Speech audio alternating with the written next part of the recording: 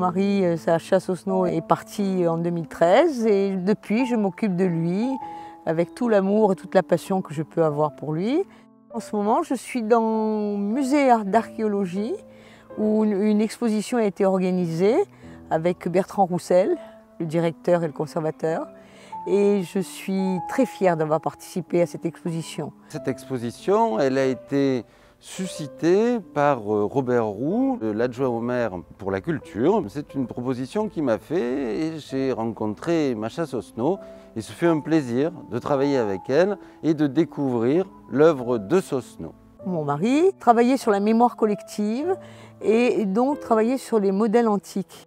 On les a tous dans la tête parce que nous avons été éduqués par le latin, le grec, à l'école. Nous avons suivi tout le parcours de toutes ces Vénus et tous ces Apollons que Sacha a oblitérés.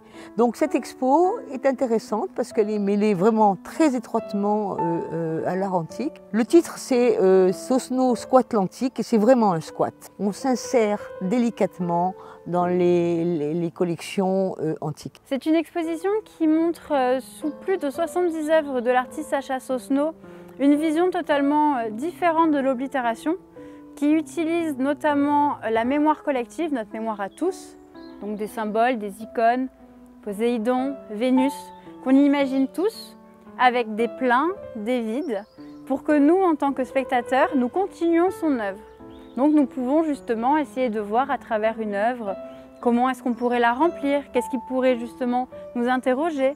Et chacun peut avoir sa vision différente des œuvres de Sosno.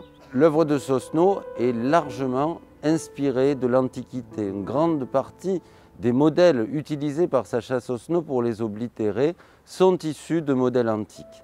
C'est donc tout naturellement que nous avons pu envisager une confrontation entre les pièces archéologiques du musée et les œuvres de Sacha Sosno. Sacha Sosno voulait toujours exposer dans ce musée. C'était son rêve. Il n'avait pas réussi parce que l'ancienne conservatrice disait « ben non, je ne veux pas, l'archéologie c'est l'archéologie » et tout ça. L'œuvre de Sosno s'inscrit naturellement dans le site archéologique de Cimiez et dans le musée d'archéologie. Il y a une savante alchimie pour mettre en lumière les œuvres de Sosno et les mettre en regard avec les collections qui sont proposées dans le musée. Le but est finalement de, grâce à l'oblitération, regarder différemment les pièces archéologiques et grâce à la présence des pièces archéologiques, pouvoir avoir un regard différent sur les œuvres de Sacha Sosno. Le fait de mettre une sculpture de Sosno à côté d'une belle colonne antique, tout à coup, la colonne antique est vue différemment, observée différemment. Je crois que c'est très bien, très bénéfique pour les deux. Le musée d'archéologie est habitué à envisager justement des rencontres entre la création contemporaine et l'archéologie ou plus largement la science. À Terra Amata, on avait pu parler d'un grand artiste qui s'appelle Henri Maccheroni.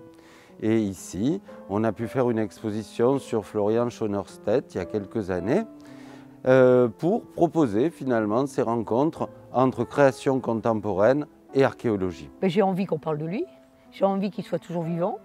Il est toujours vivant. Il a fallu s'organiser avec Macha, Sosno et évidemment trouver un modus vivendi pour pouvoir à la fois préserver le site archéologique et en même temps pouvoir présenter les œuvres. Donc on a choisi d'installer les œuvres, bien sûr posées, mais sur des zones qui ne sont pas archéologiques. Et donc on a choisi à la fois des points de vue qui soient valorisants pour les œuvres et pour le site, qui permettent de le découvrir différemment, mais qui ne posent pas de problème en termes de préservation de l'espace archéologique. Une volonté de faire part tout doucement, avec délicatesse, des œuvres dans des vitrines, des petits formats, des un peu plus grands, pour justement avoir des changements d'échelle et essayer de comprendre toute l'oblitération de Sosno. Le gros des œuvres qui sont présentées proviennent de l'atelier Sosno. Il y a quelques autres prêts, mais ce qui est intéressant, c'est qu'on a un certain nombre de pièces qui n'ont jamais été montrées dans aucune exposition. Je suis heureuse de voir que beaucoup de gens sont là, regardent ça avec passion.